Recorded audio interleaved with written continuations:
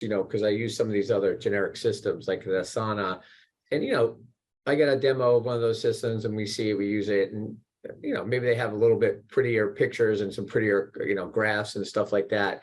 But when it comes to the nuts and bolts, it doesn't compare to OpsCheck. Even the terminology of how you set up a client and an entity/fund in the system doesn't have that same terminology.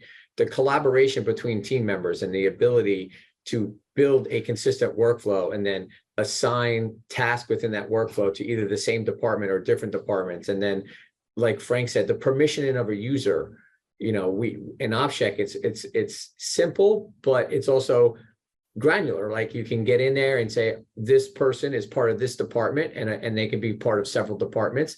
They're assigned to clients and entities. Maybe there's a big client that you have 50 entities for, but you only have 5 entities that are highly confidential. So only a certain amount of people can see those entities. Maybe it's a general partner entity with personal information, and things like that. So you can assign it very granular, which is phenomenal. And then as a service provider, you can then give it to your clients. You can give access to your CFO, to your controller at your client to do sign off and really hone in on only what they're supposed to see.